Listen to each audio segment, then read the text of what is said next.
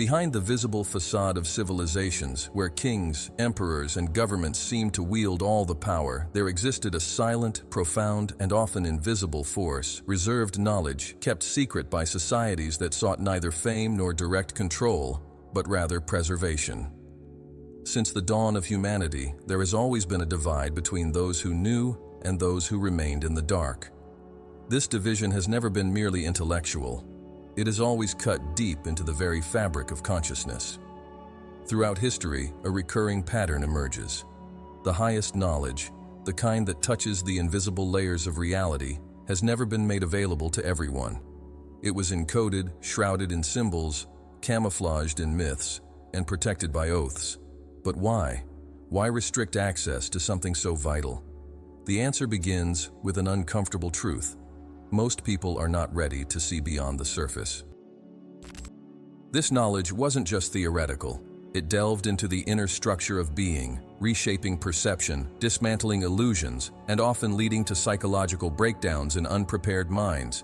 It marked the difference between living on autopilot and taking the wheel of one's own reality. Secret societies understood this deeply. They recognized that the awakening of consciousness was both a blessing and a trial. The initial impact of seeing beyond the veil isn't ecstasy, it's confusion.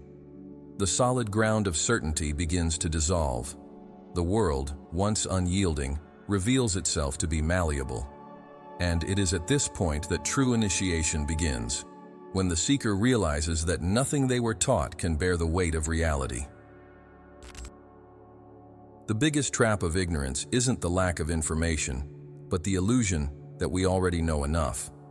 The system we live in, from basic education to mass culture, is designed to discourage this kind of questioning. We're taught what to think, but never how to think, and thinking, in its highest form, is the ability to deeply question reality, to recognize that there are layers upon layers and worlds within worlds. This skill doesn't serve the systems of control. Free knowledge poses a threat to centralized power. The expansion of consciousness breaks the cycle of dependence. That's why, for thousands of years, true wisdom has been kept within closed circles. In ancient Egypt, mystery schools only accepted those who had undergone rigorous physical, emotional, and mental trials. This wasn't elitism, it was a matter of caution. In cultures like Hinduism and Buddhism, masters withheld the core of their teachings until a disciple proved their purity of intention and self-control. In Hebrew traditions, even the name of God was safeguarded, as it carried immense vibrational power. Knowledge for these cultures was not a commodity, it was sacred. And the sacred isn't simply given, it must be earned. This is what sets information apart from wisdom. The former is gathered, while the latter is embodied. Secret societies, then, emerge as bridges between collective ignorance and individual enlightenment. They didn't create knowledge, they preserved it. In times of religious persecution, censorship, or civilizational collapse, these groups kept the flame of truth alive. They employed metaphors, rituals, symbolic languages, and initiatory structures to safeguard the integrity of their teachings. Freemasonry, for instance, is not merely a fraternity focused on moral construction. It is a symbolic system aimed at the reconstruction of consciousness. Its degrees represent internal stages rather than external titles. This model is echoed in other orders. The Rosicrucians, the Essenes, the Gnostics, the alchemists, all understood that awakening is not a singular event, but a journey. But this journey begins with a break from common sense, from automatic thinking, from inherited paradigms. It takes courage.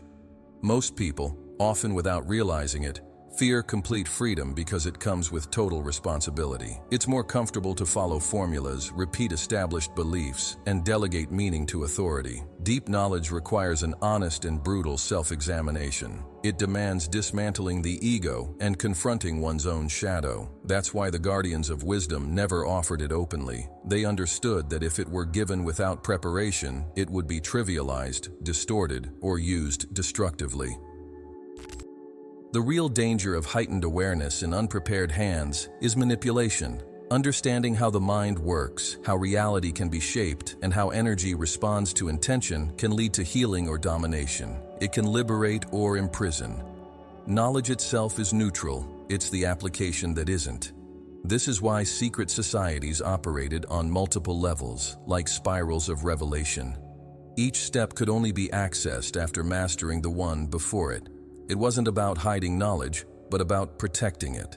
The goal was to ensure that when individuals accessed certain inner portals, they were centered, aligned, and ethical. This staged structure also mirrors the very nature of consciousness. It isn't static. It evolves, expands, and stretches as one aligns with the more subtle laws of existence. The mind that once viewed the world in black and white begins to recognize shades, nuances, and hidden patterns. This transformation doesn't occur by osmosis. It requires effort, dedication, and quiet observation. The hidden orders understood this, which is why they guided their members step by step, always respecting each individual's internal timing. Haste is the enemy of integration. We are living in a time when many veils are being lifted. Access to information has never been broader. However, what many fail to realize is that this doesn't equate to wisdom. Knowing about something is not the same as understanding it from within. The risk of spiritual superficiality has never been greater. The abundance of content has created an illusion of mastery. Yet without lived experience and internal transformation, everything remains merely intellectual. True knowledge only reveals itself when it is embodied in experience. Secret societies understood that the universe is not something external. It is mirrored in our consciousness. Every symbol, every ritual, every teaching serves as a key to unlock our inner portals. This is why they guarded these maps so diligently, not to maintain power but to protect the integrity of the journey. Today, as we access this knowledge, we face a choice: to view it as mere intellectual curiosity or to embrace it as sacred tools for self-transformation. The responsibility lies with us. This is why knowledge has always been restricted, because when misunderstood, the truth can cause more harm than good. Throughout the millennia, every secret society has recognized that the evolution of consciousness is a journey, and not everyone is ready to embrace the full light. It is precisely at this tension between the desire to know and the readiness to understand that true transformation begins. Throughout human history, the dynamics of power have never been limited to weapons, wealth, or physical strength. True dominance has always been rooted in the subtle manipulation of the collective consciousness. From ancient empires to modern systems, there exists an invisible thread connecting those who understand how the human mind operates and how it can be guided without ever realizing it's being led. Secret societies, over the centuries, have grasped that whoever controls states of consciousness governs not just individuals, but entire societies. This control isn't enforced with visible shackles, but rather through mental chains, implanted beliefs, and carefully crafted narratives designed to shape perceptions of reality. Human consciousness is as malleable as clay in a sculptor's hands. It adapts to its surroundings, absorbs symbols, and responds to stimuli, conditioning, and repetitive patterns. Those who understand this flexibility realize that it's unnecessary to physically restrain someone when you can limit their field of perception. Confining the body is pointless when the mind is free. However, trapping the mind is effective even when the body is unrestrained. This is why the true game of power has always focused on one central point: consciousness. Unlike systems of domination, secret societies didn't aim to imprison it, but to understand it deeply. This understanding inevitably became a source of power for those who possessed it. The visible world is just a small fraction of reality. Most of human experience unfolds in invisible layers: beliefs, emotions, intuitions, and perceptions. This is precisely where power operates. Influencing what people believe, desire, fear, or expect is far more effective than controlling their bodies. That's why institutionalized religion, centralized media, and educational systems have historically been the preferred tools of those seeking to keep collective consciousness in a specific state. However, secret societies, understanding this dynamic, developed alternative paths, not for slumber, but for awakening, not for control, but for expansion. Yet, they were aware that such knowledge could be corrupted and used for the opposite purpose. It's no coincidence that in various esoteric traditions, the awakening of consciousness is likened to a light that dispels shadows. These shadows aren't just external, they exist within us as well. They symbolize fear, ignorance, resistance to change, and deeply ingrained conditioning. Those who grasp this internal duality understand how to navigate the external world. When a secret society initiates a new member, they guide them to recognize these internal shadows so that they will never become enslaved by the external ones. True power arises from self-mastery, which stands in stark contrast to what control systems want individuals to achieve. They prefer that people identify with their shadows, evade personal responsibility, and project their struggles onto others. That's why, instead of encouraging reflection, the system teaches obedience. Rather than fostering creative doubt, it promotes dogma. Instead of allowing for the contemplation of mystery, it provides ready-made answers. This architecture of ignorance isn't accidental, it's a deliberate design. It's an invisible yet highly effective structure that ensures a few remain at the top while many operate in a state of self-imposed limitation. And when someone starts to question, when they seek to break free from this mental matrix, the resistance is immediate. Society reacts like an organism rejecting a foreign cell, but it's precisely at this point that the process of liberation begins. The secret orders understood that human consciousness has multiple layers. Each layer accessed not only unveils a new perspective on the world, but also reveals a new self. What we refer to as spiritual awakening is, in essence, a shift in perspective, a rise in the vibrational frequency of the mind and heart. This internal movement completely transforms how one perceives reality, others, and oneself. However, it also exposes the theater of life. Once the theater is revealed, control loses its grip. The illusion shatters. This is why the awakening of consciousness is seen as a threat by those who uphold the status quo. An awakened being cannot be manipulated. They don't conform, submit, or repeat. This is why hidden knowledge was taught in stages. Each new level of consciousness required not only more knowledge, but also greater responsibility. What is revealed at the beginning can be dangerous if viewed through the lens of the ego. Secret societies were not interested in indiscriminately spreading information to everyone. They were dedicated to preserving wisdom, and wisdom is not just accumulation, it is transformation. Knowledge that does not lead to transformation is merely noise. However, knowledge that does transform requires preparation. This is why so many seekers, when they access deeper content without a solid internal foundation, can collapse into delusion, paranoia, or spiritual arrogance. Maintaining power, however, isn't just about hiding information. It's also about overwhelming us with it. In a world where everything seems to be at our fingertips, the real challenge lies in figuring out what truly matters. Confusion has become the new prison. The more options we have, the more distractions we face. The more voices there are, the less we listen to our inner selves. Secret societies, in their original form, created spaces for silence, introspection, and direct oral transmission of knowledge, where wisdom was shared with presence rather than speed. Each symbol, each teaching, was digested, experienced, and integrated. This stands in stark contrast to today's fast-paced consumption of content. The game of shadows continues, but it has taken on a new form. Today, it's not the inquisitors who hunt for knowledge, but algorithms that dilute it. It's not the bonfires that burn books, but the overwhelming stimuli that scorch our attention. Yet, the key remains the same: awareness. It has always been the battlefield. It has always been the coveted prize. Those who master it, master the world. Those who liberate it, become free. Secret societies, in their purest essence, understood this and prioritized self-knowledge above all else. They recognized that there is no greater tyranny than the ignorance of oneself, and no deeper freedom than the full awakening of the mind. In the end, true power has never been found outside of ourselves. It has always resided in how we perceive, interpret, and engage with reality. The way you think, feel, react, and make choices shapes your world. Those who grasp this can intentionally craft their own existence. Conversely, those who overlook it will always be shaped by external forces. This simple yet profound truth is what secret societies have safeguarded, passed down, and kept alive, even in the face of persecution, ridicule, and distortion. They understood that consciousness is the foundation of everything, the beginning and the end of every journey. For millennia, before written language took the form we know today, knowledge was conveyed through symbols.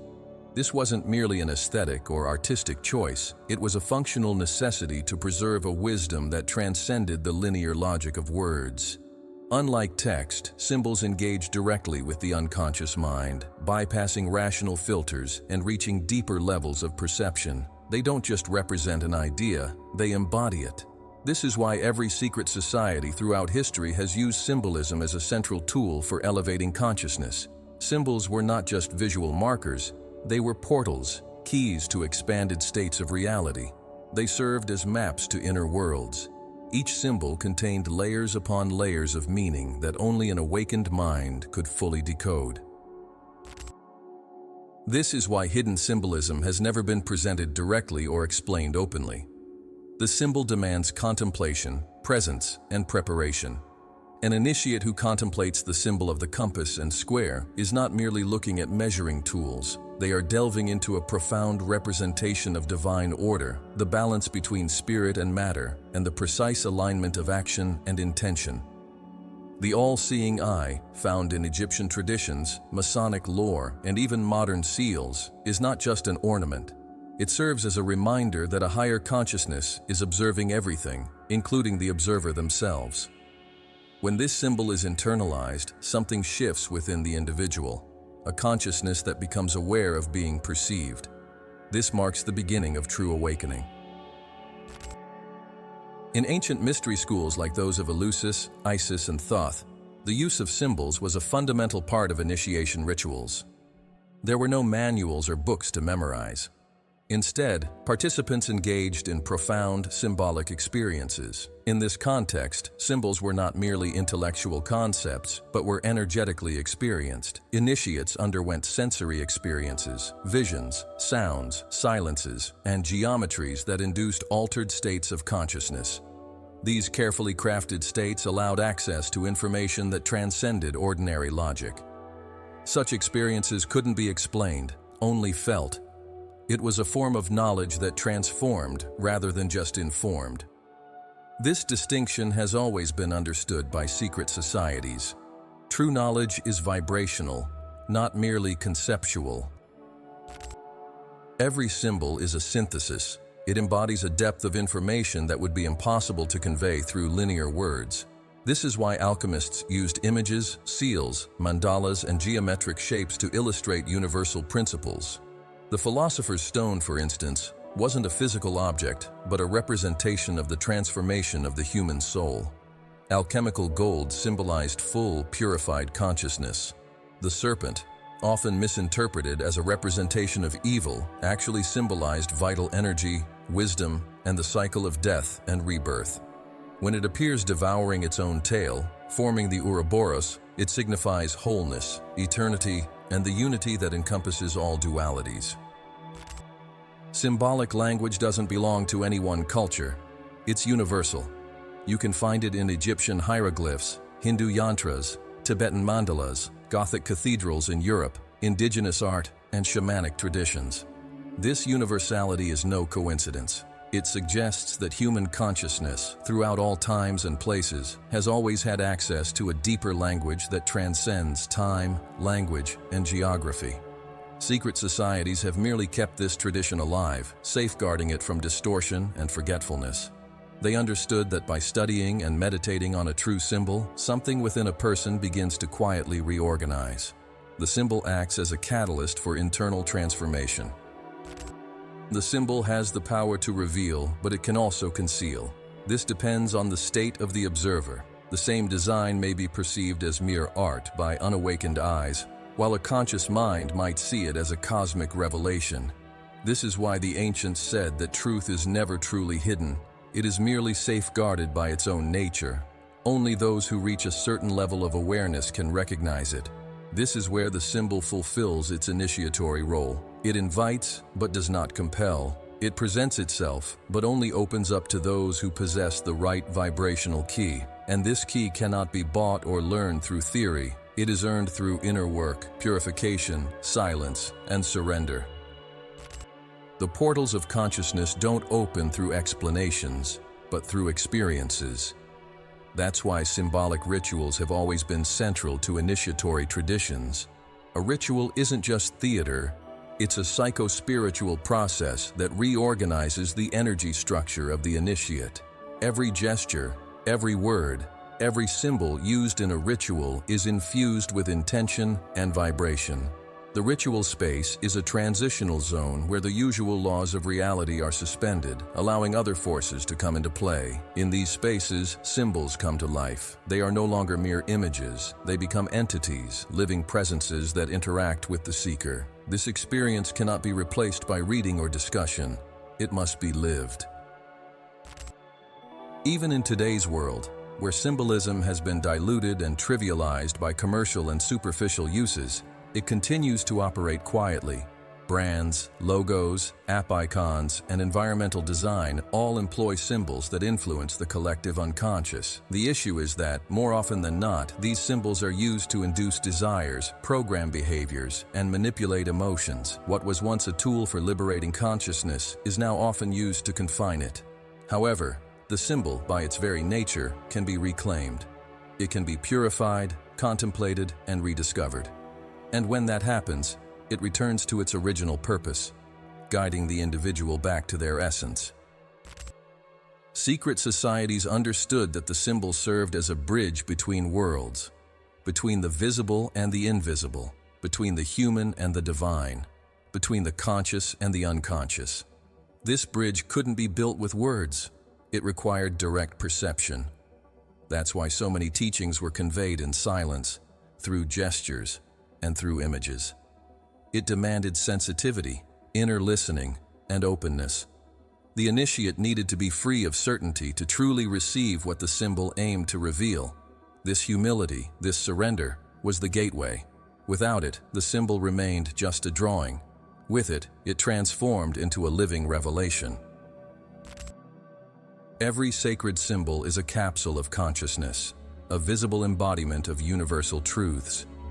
When the mind is ready, the symbol unfolds, like a code that reveals itself only to those who resonate at the right frequency. This is the true universal language, not composed of words, but of shapes, lights, patterns, and proportions. That's why sacred geometry has always been at the heart of esoteric traditions. It expresses eternal laws, unveils the order behind apparent chaos, and illustrates that everything is interconnected. The universe is not a mere accident, it is a conscious creation.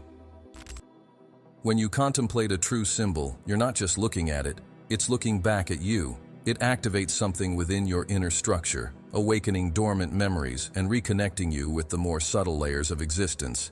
This is the true purpose of symbolism: to awaken to what has always been within you, to awaken to what has long been waiting to be recognized. And when this awakening happens, nothing remains the same. Reality expands, the veils fall away, and consciousness takes another step toward its eternal origin. No secret society, no matter how ancient or influential, has ever existed without a central figure, the initiate. This seemingly ordinary person, yet extraordinary in their willingness to delve into the deepest layers of their own consciousness, serves as the bridge between ignorance and enlightenment, between inner chaos and cosmic order. The initiate is not merely someone who receives knowledge, they are transformed by it. This is why the true initiatory process takes place not externally, but internally. It is a symbolic rebirth that can only occur when the ego dissolves, when fear gives way to courage, and when an individual is willing to let go of their old identity in exchange for a much broader and liberating truth. The initiatory process often begins with a crisis, a collapse of meaning, a break from the illusory structure that supported ordinary life.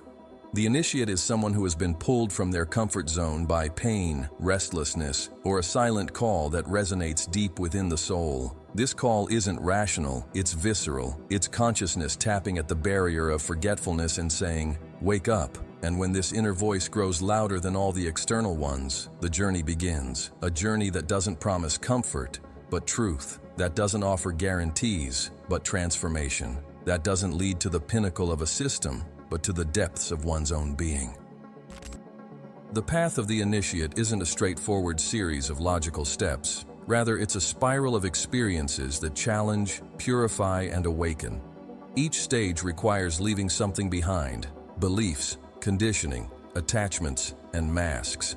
What you gain in return isn't material. It's a new way of seeing, feeling, and existing. This is why the ancients referred to this process as symbolic death. The old self must die for the true self to emerge. It's not about adopting new beliefs, but about dissolving all of them until only the primordial silence remains, where the truth can be heard. Secret societies have always understood that spiritual ascension is not a matter of chance. It requires preparation, discipline, pure intention, and total commitment.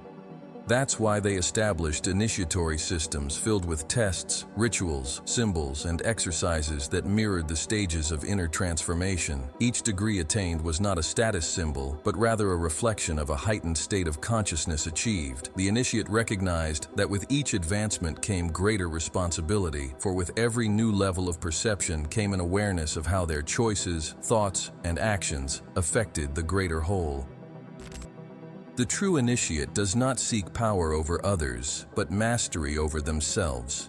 They do not wish to control the world, but to understand its hidden laws and live in harmony with them. They do not desire followers, but aim to inspire. They do not place themselves above others, but serve instead. They recognize that the knowledge they have received is a flame meant to be passed on, not a torch that fuels the ego. This embodies the true spirit of initiation: to transform oneself in order to effect transformation, to become enlightened so that one can illuminate others, to be a pure channel through which the sacred can manifest in the physical world. During the initiation process, individuals are faced with their own shadows, and there can be no growth without this confrontation. Secret societies understood that before one can rise, one must first descend. Descend into the depths of the soul, into unresolved traumas, into the rejected parts of oneself. It is in this deep dive that true alchemy takes place. When pain is confronted, it transforms into power. When weakness is embraced, it reveals strength. When illusion is acknowledged, truth comes to light. At this point, the initiate stops being merely a seeker and becomes a builder of their own self, a conscious architect of their own reality. Initiatory trials are not punishments, they are mirrors.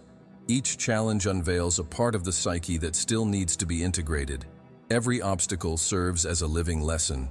This is precisely why initiatory orders never imparted knowledge directly. They crafted environments where the initiate could uncover universal truths for themselves. They understood that knowledge only becomes real when it is experienced, and that no external truth can transform someone who isn't ready to embrace it from within.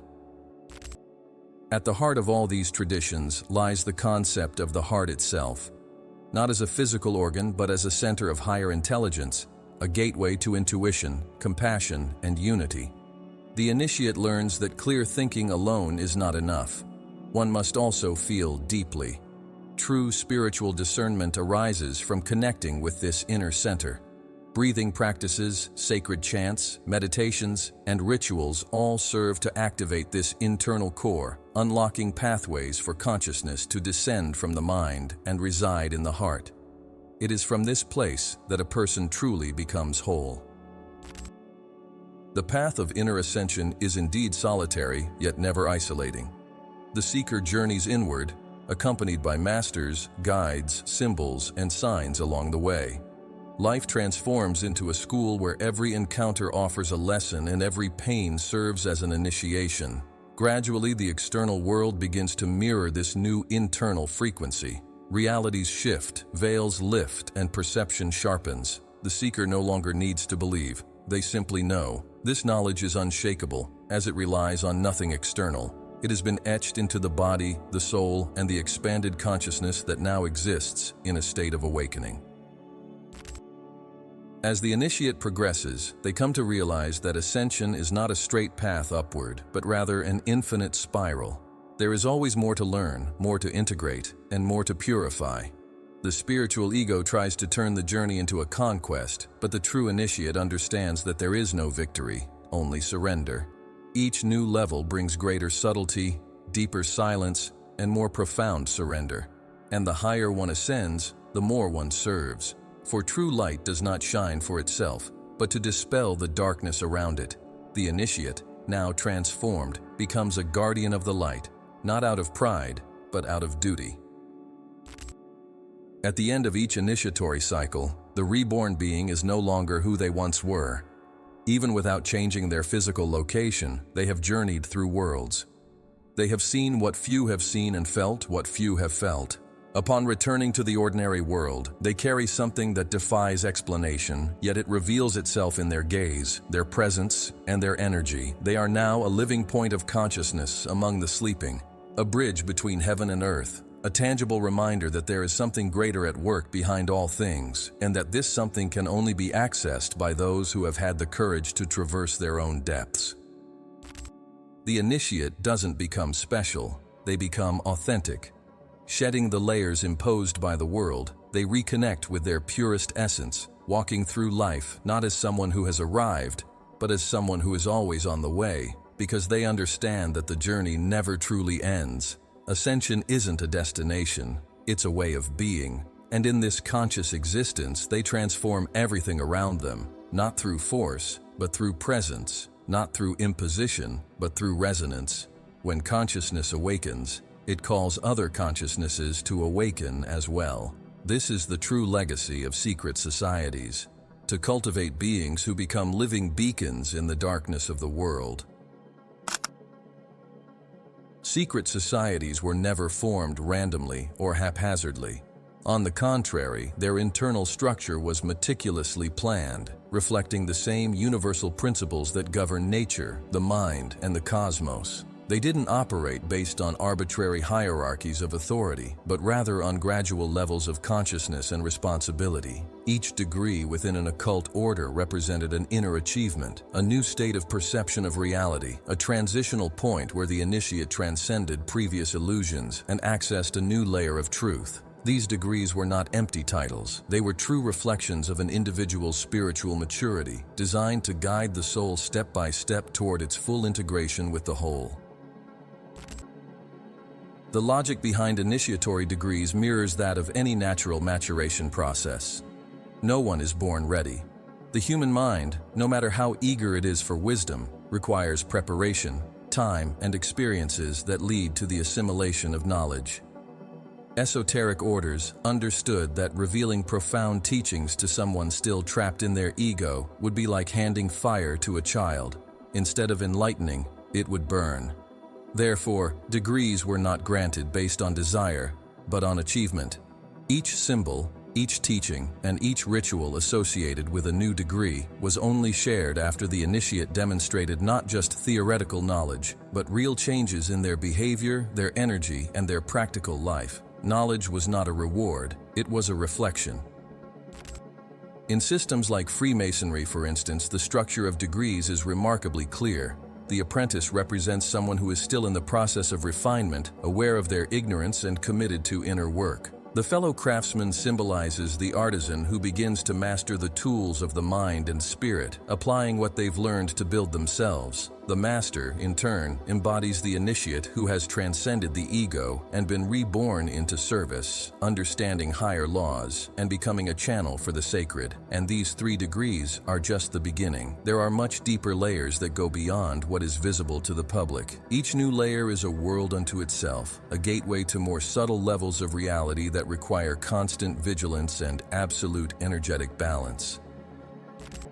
Each degree also has its own symbols, passwords, gestures, codes, and rituals. These elements are not mere formalities. They are vibrational structures that directly influence the energy field of the initiate. When a ritual is performed correctly, aligned with pure intention and heartfelt presence, it activates subtle circuits within the participant's energetic body, facilitating the opening of intuitive channels, the awakening of archetypal memories, and the connection to higher planes of consciousness. This is why the ritual is sacred. It is not a spectacle, it is spiritual engineering. Each gesture carries ancient wisdom encoded to access dormant parts of the self. What's truly remarkable is that this structure isn't limited to just one tradition. We can see it reflected across various traditions that seemingly had no contact with one another. For instance, the degrees of Hermetic Kabbalah align with the Sephiroth of the Tree of Life, each sphere representing a higher state of consciousness, complete with its own tests, attributes, and challenges. In Sufism, the orders follow paths with progressive stages of drawing closer to the divine, achieved through practices, silence, surrender, and transformation. In yoga, the chakras serve as centers of consciousness that become activated as the practitioner purifies their body, mind, and emotions. This illustrates that truth doesn't belong to any one group. It is universal, but can only be accessed through the conscious and orderly evolution of the self. This tiered structure also serves a crucial protective function. Knowledge, when shared without proper preparation, can become a tool of destruction. That's why many secret societies have been accused of secrecy, elitism, or exclusivity. However, what few understand is that secrecy was not an act of exclusion, but rather a matter of respect. Respect for the power of knowledge, respect for the journey of the seeker, respect for the sanctity of truth. It also acts as a filtering mechanism. Those who truly seek the truth are willing to endure any trial, and this sincere desire opens doors that intellect alone could never unlock. Another crucial aspect of the initiatory structure is supervision. No true initiate walks alone. There are always masters, mentors, and fellow travelers who share the journey, observing, guiding, and correcting along the way. This support network is essential because as one ascends the levels of consciousness, the challenges become more subtle, more psychological, and more spiritual. The spiritual ego is one of the most deceptive obstacles on the path, and only someone who has already faced it can help others recognize it. This is why humility is a core value in any genuine order. The initiate is not superior. They are simply a conscious servant of the process, someone who has passed through certain gates and now stands as a guardian to help others do the same. The challenges at each level aren't merely theoretical. They're deeply existential.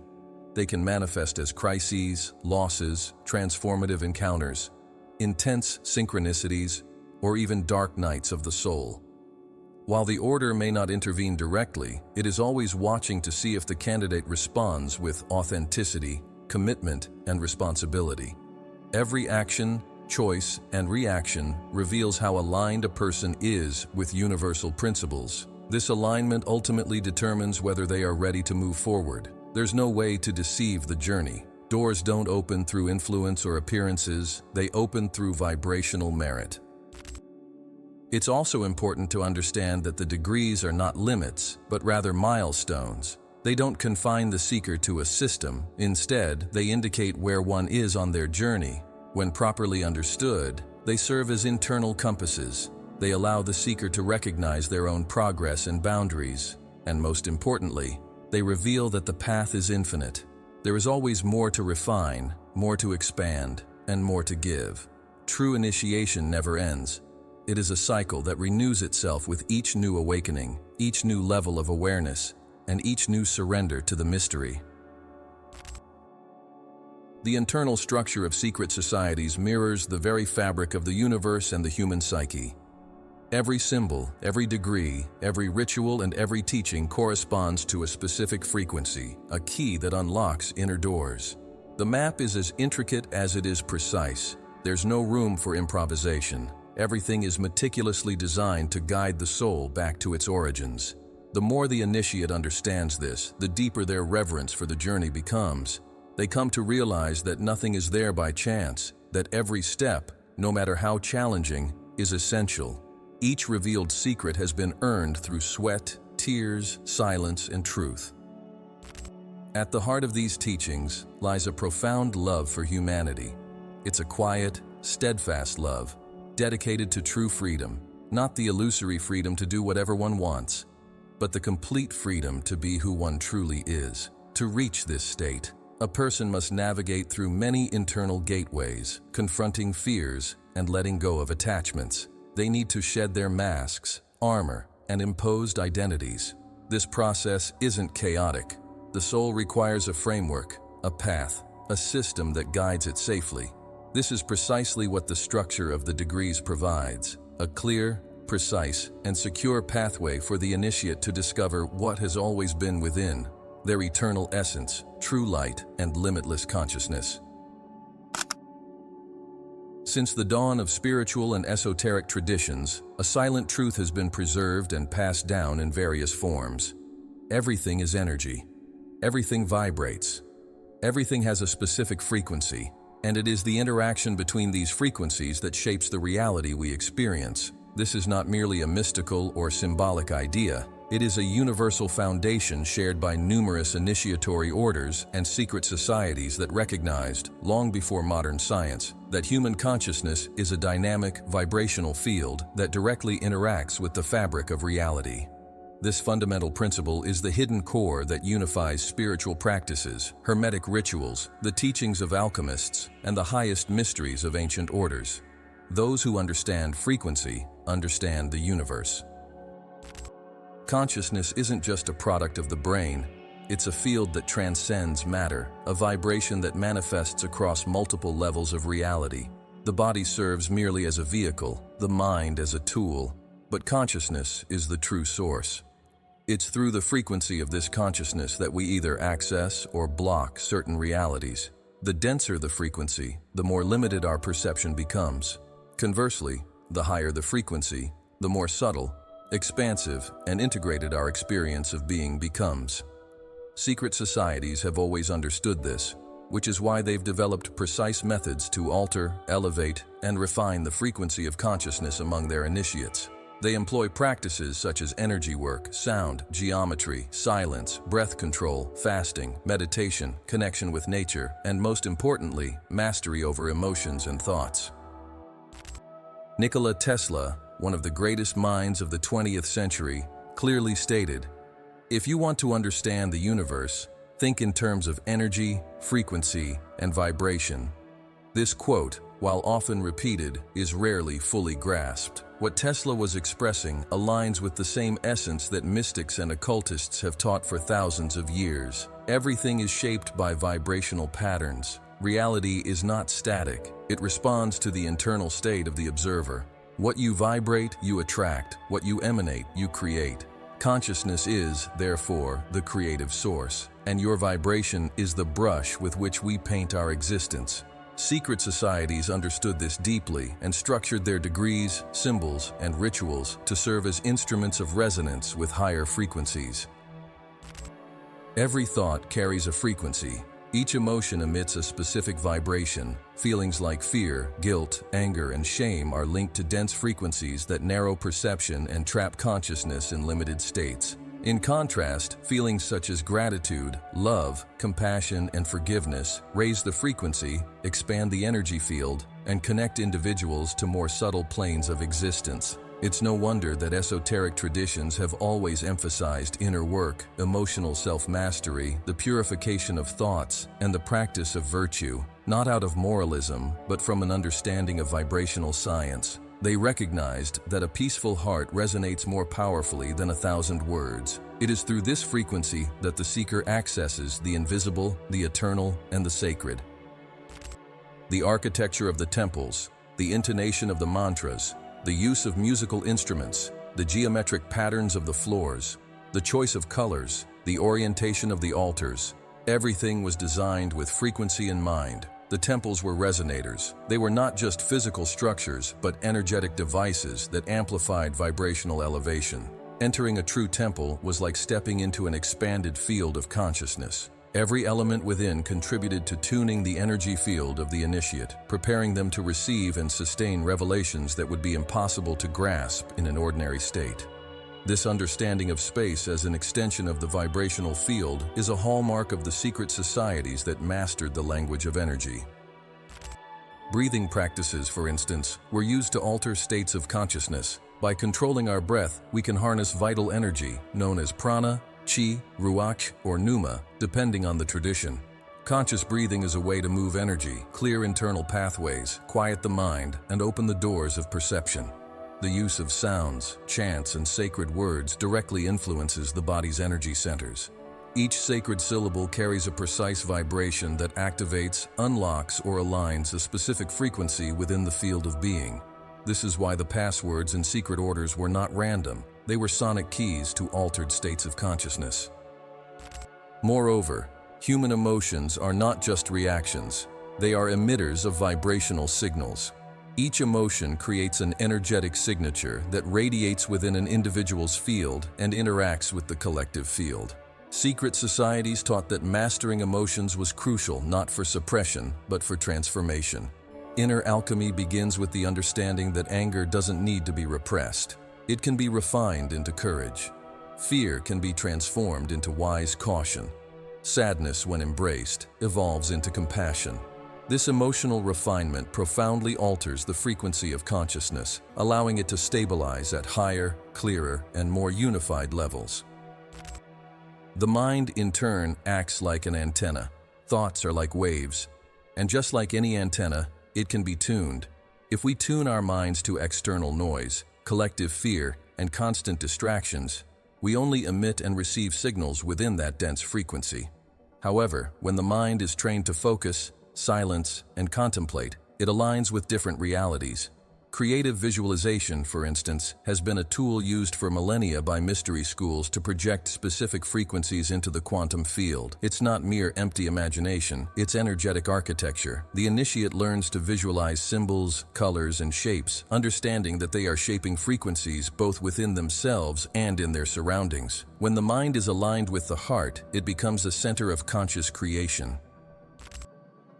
Secret societies also recognized the significance of the human electromagnetic field. They understood that the heart generates a much more powerful field than the brain, and that achieving coherence between the two creates a state of harmony that opens channels for higher perception. Today, science is beginning to validate this through studies on heart coherence, quantum physics, and neuroplasticity.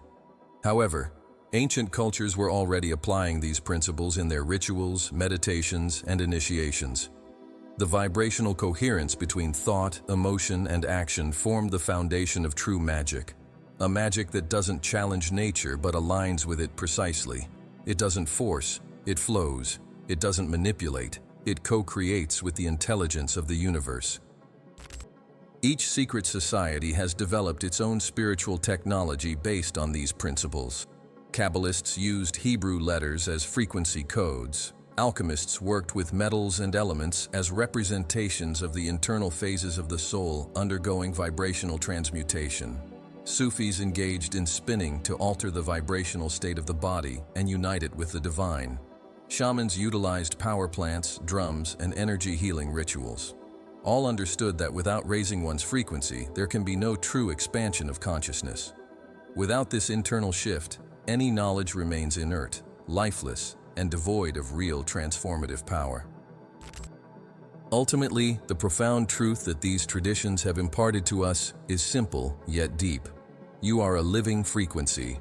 Everything you seek already vibrates within you in potential. Awakening isn't about adding something to who you are. It's about removing the noise that obstructs your natural frequency. When you clear your field, purify your mind, elevate your emotions, and align your actions, you tune into what the secret orders have always safeguarded: the frequency of truth, presence, and unity. Once you reach this frequency, there's no need to search anymore. You become the very portal, the answer itself, the light you once thought was hidden. Since the dawn of organized societies, there has been a quiet struggle between two distinct visions: the vision of awakening and the vision of slumber. One aims to elevate consciousness, broaden internal horizons, liberate individual perception, and empower people to connect with the divine on their own terms. The other focuses on control, suppression, and mentally conditioning individuals to become predictable, obedient, consumable, and unable to recognize their own power. Throughout history, this latter vision has triumphed at various points. It is this agenda of slumber that has shaped the foundations of the modern world, creating a global system where forgetting who we are is not a coincidence, it's a deliberate strategy. This programmed forgetfulness doesn't occur in a direct or violent manner. It's subtle, gradual, and invisible. It begins in childhood, when education is reduced to rote memorization and blind obedience to authority figures. The modern educational system, far from fostering curiosity, stifles the investigative spirit. Curricula are designed to feed a fragmented intellect, never encouraging holistic thinking. There's a lot of emphasis on facts and almost none on meaning. Students are taught what to think, but never how to think. Meanwhile, consciousness, still in its formative stages, is packaged, shaped, and diminished. Connections to the invisible, to intuition, and to the symbols of the soul are severed. The result? Adults who are disconnected from their true essence, ready to live according to external commands. Forgetfulness is further reinforced by the media, which has become one of the most powerful tools for shaping collective consciousness. The content we consume daily, news, movies, music, advertisements, acts like a form of hypnosis. It bombards us with relentless messages of fear, scarcity, conflict, superficiality, materialism, ego worship, body image, performance, and distraction. The overwhelming barrage of visual, auditory, and emotional stimuli creates a constant noise that drowns out inner silence. And without silence, there can be no listening. Without listening, there is no presence. And without presence, our awareness remains lost in roles we didn't choose, following narratives we didn't create, and pursuing goals we don't truly understand. This is the most insidious effect, a disconnection from oneself.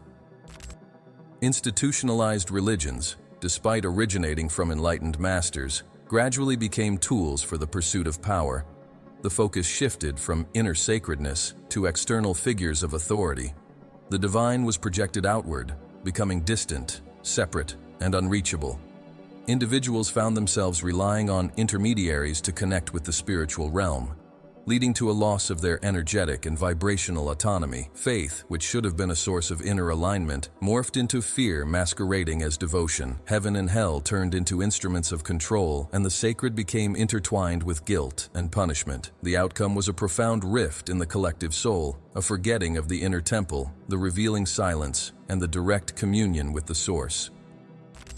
Modern life, with its fast-paced and competitive nature, serves as another effective mechanism for numbing our senses. The daily hustle, overwhelming to-do lists, pressure to achieve results, fear of scarcity, and constant connectivity create a state of perpetual alertness and stress. When the body is in survival mode, access to higher states of consciousness is blocked. Energy gets funneled into our most basic instincts. There's little room for contemplation, questioning, or introspection. The mind becomes reactive, fragmented, and conditioned. The longer this state persists, the further one drifts from their true self. It's at this point that the system triumphs, when a person believes their identity is defined solely by what they do, what they possess, or what others expect of them. This programmed forgetfulness even shows up in the words we use. Everyday language is steeped in limitations, negations, and fixed ideas. Words shape our worlds, and our collective vocabulary has been deliberately impoverished to avoid giving form to the unseen. Intuition isn't discussed in schools. Meditation isn't taught in workplaces. Silence isn't valued in meetings. Our consciousness is shaped by what we name, and if we don't name the subtle, it fades from our experience. Secret societies have always understood this, which is why they developed symbolic languages, vibrational codes, and rituals that reconfigure the linguistic field of the initiated, restoring their ability to access and name higher realities. Human emotions have also been hijacked. Fear, shame, guilt, anger, and anxiety are systematically encouraged because they keep our vibrational state low, dense, and controllable. Advertising, politics, entertainment, and social media thrive on these emotions. They sell, engage, and foster loyalty. Unbeknownst to them, individuals find themselves trapped in a vicious cycle of emotional self-sabotage. This isn't due to weakness, but rather a result of programming. Forgetting our emotional sovereignty is a central part of this agenda. An emotionally balanced individual is sovereign, aware, and poses a threat to any system that seeks submission and dependency. Secret societies, by recognizing this invisible architecture of manipulation, have always acted in opposition. Their practices aimed, first and foremost, to deprogram, to silence the noise, to break the conditioning, to reverse the collective hypnosis. This is why the term awakening is so prevalent in esoteric circles, because that's exactly what happens. The initiate wakes up from an induced dream, from a carefully maintained illusion. And this awakening is anything but comfortable. It's shocking. It's a collapse of identity. Everything once believed to be true is called into question. Yet, only through this collapse can something new, something genuine, something essential emerge.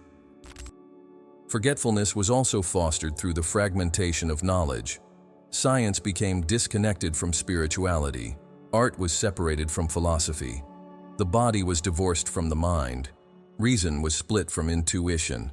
This artificial division created a world of specialists who are isolated from one another, unable to perceive the bigger picture. Holistic knowledge, which was once the essence of initiatory schools, has been diluted into departments, disciplines, and certifications. As a result, humanity lost its systemic vision, failing to understand its relationship with the universe, time, nature, and energy. We have been reduced to mere cogs in a machine, functional yet empty. Esoteric orders have always fought against this fragmentation because they understood that consciousness is one, and only in unity does the being find its truth. Another key aspect of programmed forgetting is the assault on ancestry. Cultural roots have been devalued, myths mocked, and rituals demonized. Entire communities have been severed from their ancestral and spiritual memories. A people without memory is a people without identity. In contrast, secret societies revered ancestry as a source of power. They understood that myths hold archetypal truths, that rituals connect us to invisible fields of energy, and that ancient wisdom is the foundation for any genuine spiritual advancement. Preserving this connection is essential to maintaining the dignity of the collective soul. This project of forgetfulness has, over time, created a humanity that seeks outside what it has lost within. A humanity that consumes to fill a void that isn't material, that competes because it doesn't know who it is, that pretends to have the answers out of fear of feeling lost. As a result, entire generations have been caught in repetitive cycles of suffering, self-sabotage, and alienation. Secret societies have never accepted this state of affairs as natural. They were founded to keep the flame of awareness alive, even when everything around them tried to extinguish it. They have been the silent guardians of inner truth, waiting for the right moment to reignite the memory in souls that are ready. Because forgetfulness, no matter how deep, is not absolute. Consciousness may be erased from the surface, but it remains intact at the core of our being. And when an individual, even amidst chaos, begins to question, to seek, to sense that there is something more, they are tapping into that untouched spark. They are responding to the call, they are deprogramming, they are awakening. In that moment, even without realizing it, they start to move in the opposite direction of the system that tried to steal them from themselves. This is the quiet victory of hidden orders. They have kept, despite everything, the path accessible, albeit invisible, for all those who have eyes to see and ears to hear.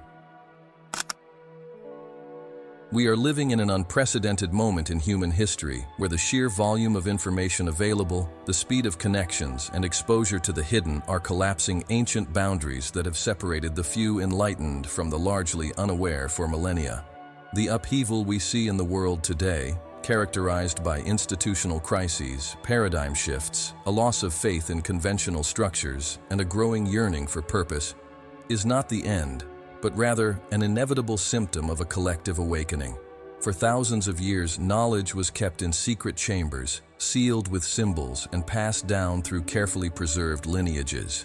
Now, however, this very knowledge is beginning to emerge en masse, not because secret societies have chosen to reveal it, but because the planetary consciousness itself is demanding its release.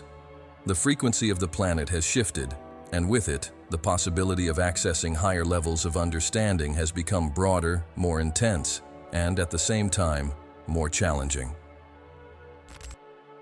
The cycle of concealment that kept spiritual and energetic knowledge in silence for so many centuries wasn't random or malicious. It was necessary.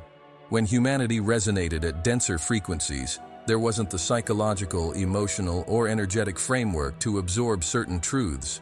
Revealing them too soon would have led to hysteria, fanaticism, psychic breakdowns, and even more dangerous distortions. That's why the guardians of knowledge acted wisely.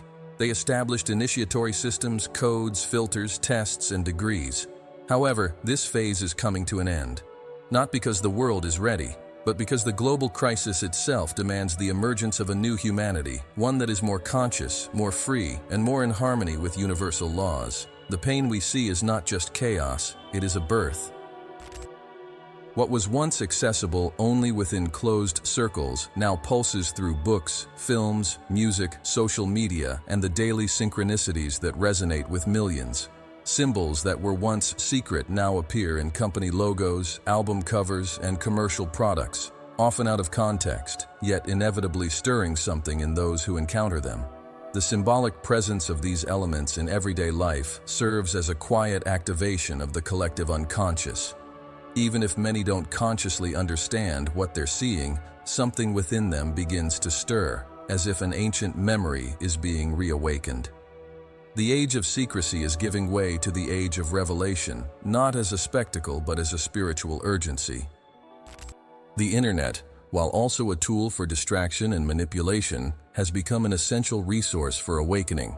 Never before has it been so easy to access Hermetic teachings, ancient manuscripts, meditative practices, energetic rituals, and esoteric knowledge.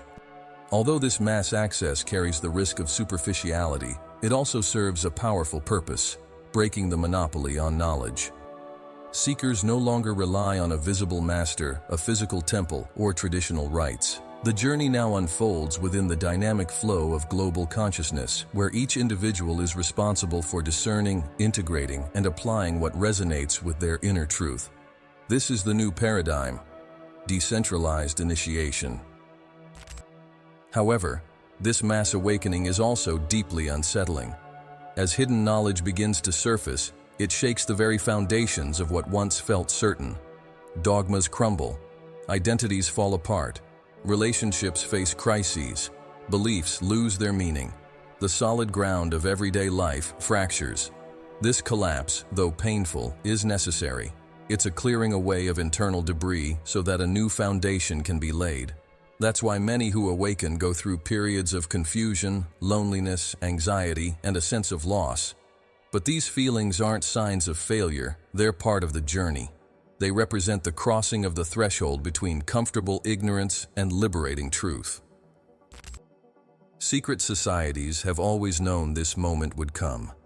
They foresaw a time when the Earth's consciousness would undergo an irreversible acceleration. Some called it a planetary transition. Others referred to it as the Age of Aquarius, and still others spoke of the return of the Masters. The name doesn't matter. What matters is that we are in this cycle. It demands a profound choice from each of us, to continue repeating the patterns of the old world or to dive into the unknown of a new consciousness. This choice isn't ideological or external, it's vibrational. It occurs every day, in every thought, every emotion, and every decision we make. Awakening isn't a singular event, it's a continuously evolving state of being. Many principles once confined to initiatory orders are now being explored by science.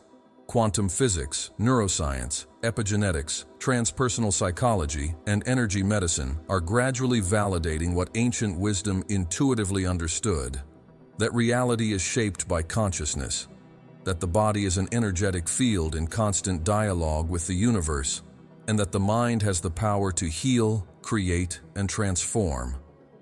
This convergence of science and spirituality is one of the clearest signs that the veils are lifting.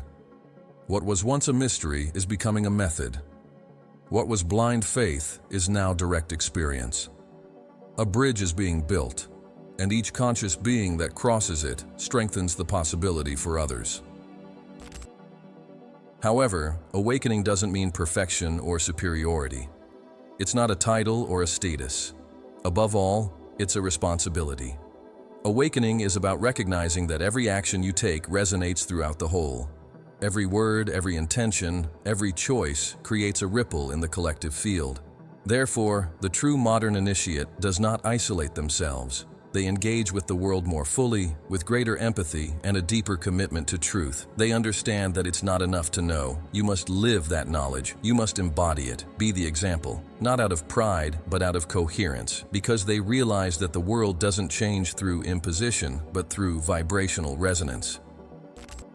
The breaking of the cycle of concealment also brings serious challenges. With unrestricted access to esoteric knowledge, we see the rise of false interpretations, self-proclaimed masters, commercialized spirituality, and egos masquerading as enlightenment. This is the test of the new era, to discern between lived truth and embellished illusion, between essence and surface. True wisdom doesn't shout, doesn't flaunt itself, and doesn't promise shortcuts. It is simple, profound, and silent. It can only be recognized by those who have already endured the inner fire of transformation. Therefore, now more than ever, we must cultivate silence, listening, and presence. It is within this internal space that truth reveals itself. We stand at a collective crossroads. The old power structure, built on fear, scarcity, control, and division, is crumbling. In its place, a new frequency is beginning to emerge, still fragile, but steadily growing, rooted in trust, abundance, co-creation, and unity. The secret societies that have quietly kept this vision alive for centuries now watch as humanity takes its first conscious steps toward this new world. While many of these orders are fading or dissolving, their legacy is being woven into the collective consciousness. There will be no more need to hide the sacred. It will be lived, embodied, and shared in every gesture of presence, in every act of love, and in every mindful breath. This marks the beginning of a new era, not just a technological one, but a spiritual awakening. It's not defined by external achievements, but by internal reconnections. Every person who awakens, even in silence, plays a part in this invisible revolution. The world doesn't change when the system collapses. It changes when consciousness rises. And that's precisely what's happening. This isn't the end. It's the beginning. The beginning of remembrance. The beginning of truth. The dawn of a new humanity that no longer needs to be guided by shadows as it starts to recognize its own light within. At the end of this journey, amidst torn veils, unveiled symbols, and awakened consciousness, one undeniable truth remains, echoing quietly yet persistently behind every teaching, every ritual, and every word concealed by initiatory orders. The true secret has always been humanity itself, not the body nor the rational mind, but the divine spark that resides deep within your essence. For millennia, secret societies have not been trying to hide power. They have been striving to preserve the memory of who we are before the masks, the conditioning, the systems, and the illusions took hold. The hidden legacy is not about domination or spiritual elitism. It's about awakening. It's about remembering that every human being carries within them the complete map of creation, the keys to the universe, the sacred temple, and the throne of the divine. All mystery schools, from ancient Egypt to more recent esoteric circles, have taught, either directly or indirectly, that true enlightenment lies not outside of us, but within. Hermes Trismegistus, whose writings formed the foundation of Hermeticism and influenced countless secret orders, made it clear, as above, so below, as within, so without. This maxim isn't just esoteric poetry, it's a key to understanding reality. It reveals that the universe and the human being are reflections of one another, that the cosmic structure mirrors the pulse within each cell, and that knowing oneself is, quite literally, understanding the laws that govern all planes of existence. This is the alchemical gold that the ancients sought, the integration of the soul with the cosmos, and the union of individual consciousness with the one consciousness. What these teachings have always aimed to preserve is not a selfish secret, but a wisdom that can only be grasped through direct experience, never through speculation or debate. They understood that true knowledge must be earned through vibrational merit, internal transformation, the symbolic death of the ego, and the rebirth of the essence. This is why their teachings have always been safeguarded by symbols, myths, archetypes, and tests, not to deter seekers, but to filter those who are genuinely ready. True knowledge cannot simply be handed over, it must be lived. The initiate must become the book, the temple, and the master themselves. This is the lesson that lies beneath every layer of the hidden tradition. If we look deeply, we'll realize that all the practices, rituals, and structures of secret societies are merely ways to guide the individual back to a point where they can recognize their true identity. Every symbol points inward. The external hierarchy reflects the inner hierarchy of the soul. Each degree, each trial, each esoteric teaching serves only one real purpose: to refine the rough stone of the ego and reveal the diamond of pure consciousness. This is why the initiate isn't someone who knows more. They are someone who remembers more. They are someone who has silenced the voices of the world to hear the original voice that speaks through the heart. The voice that whispers, "You have always been. You have always known. You have always been awake. You just didn't remember." The legacy of secret societies also serves as an ethical call. It invites us to use knowledge responsibly, with love and discernment. An awakened consciousness cannot be used for vanity, control, or manipulation. This is why so many have collapsed while trying to master hidden forces without first mastering themselves. What the ancient masters understood, and what many today forget, is that the universe responds to the vibration of our being, not to our outward appearance. True knowledge protects itself through resonance. It reveals itself not to those who seek power, but to those who seek truth. This distinction separates the genuine initiate from the mere curious, the alchemist from the impostor, and the servant of light from those who merely repeat words without being truly touched by them. Throughout history, secret orders have been vilified, persecuted, and distorted. They've been labeled as satanic, manipulative, and dangerous.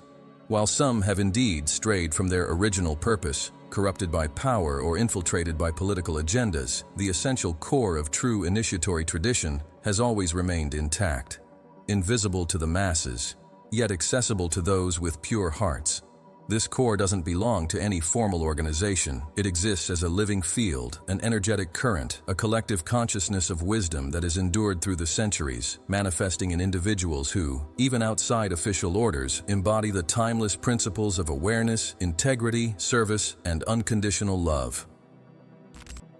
The new era that is beginning won't erase the legacy of secret societies. Instead, it will free it from rigid structures, hidden dogmas, and inflexible forms. The new initiate won't need physical temples, as their temple will be life itself. Every challenge will serve as an initiatory test. Every encounter will act as a mirror. Every pain will become a means of purification. The esoteric path will transform into something exoteric, visible, and part of everyday life. Initiation will be quiet, yet powerful. It will be an intimate decision to live authentically, to look within, to heal one's own wounds, to purify one's thoughts, and to align intention with action. On this journey, the heritage of ancient orders will not be a burden, but a guiding light, steadfast and wise.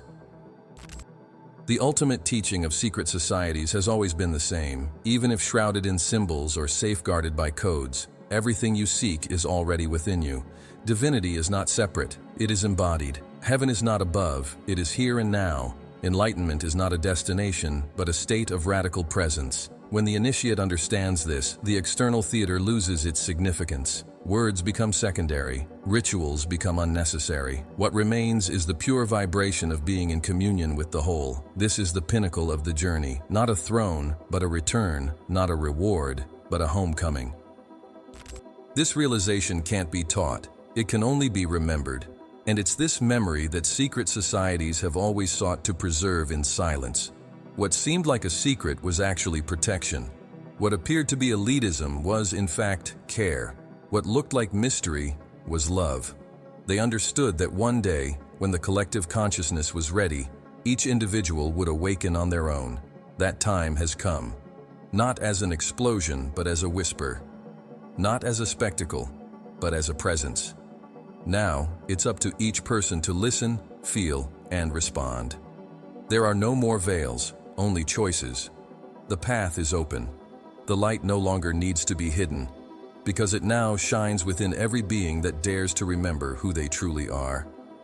And that is, was, and always will be the true legacy. Mind Unfettered. It's your turn now. Share with me in the comments. When in your life did you feel something inside you begin to awaken? Even when the outside world suggested otherwise, your response could ignite the spark in someone who is still asleep. Remember, every comment here resonates with a frequency. We are co-creating this space of expansion together. If this video sparked something within you, the next one will unveil even more. Click on the video next to dive into The Book of 33 Steps, the hidden map Jesus left for enlightenment. A secret guide that cuts through the veils of history and reveals the vibrational codes left by Christ himself for the enlightenment of the soul. You won't want to miss this next step. We are Mind Unfettered. A liberated mind never goes back to sleep.